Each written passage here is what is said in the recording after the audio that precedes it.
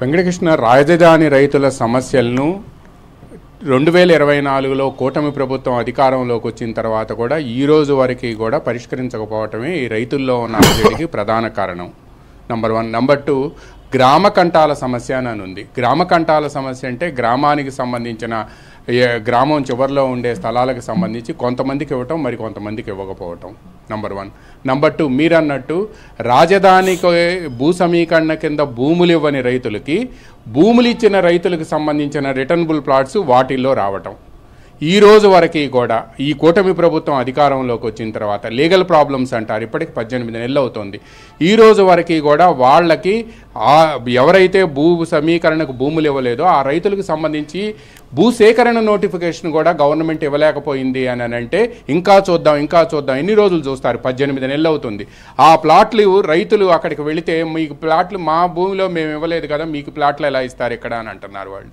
ఈ ప్లాట్లకు సంబంధించి మీరు వేరే ఆల్టర్నేటివ్ ప్లాట్స్ తీసుకోమంటారు. ఆల్టర్నేటివ్ ప్లాట్స్ ఎక్కడ తీసుకుంటారు? ఆ విలేజ్లో ఉండదు, వేరే చోట ఉంటుంది. దీనికి దానికి మధ్య వాల్యూ తేడా ఉంటుంది. వేరే విలేజ్కి వెళ్ళి మా విలేజ్లో మేము భూములు ఇచ్చి వేరే విలేజ్కి వెళ్ళి మేము ఎందుకు తీసుకుంటామని రైతులు అంటున్నారు. వీటన్నిటికీ మించి ఇంకొక ప్రధానమైన సమస్య ఏంటంటే రాజధానిలో ప్రతి గ్రామానికి సంబంధించి సిఆర్డీఏ స్పెషల్ డిప్యూటీ కలెక్టర్ కార్యాలయాలు ఉన్నాయి. ఈ కార్యాలయాల్లో తాము వెళితే కనీస మర్యాద ఇవ్వడం లేదు అనేది రాజధాని రైతుల తీవ్రమైన ఆగ్రహం, ఆవేదన, ఆందోళనగా ఉంది అనేది మాత్రం అక్షర సత్యం.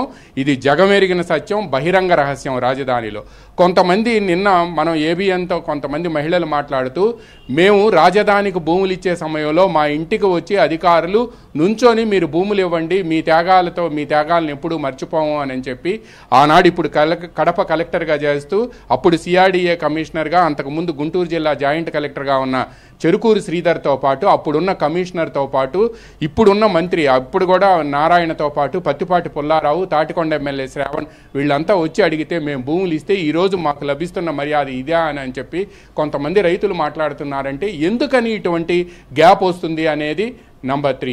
వీటికన్నిటికీ మించి మొన్న అక్టోబర్ 13వ తేదీ ఉదయం 9:45 ముఖ్యమంత్రి చంద్రబాబు నాయుడు గారు అమరావతి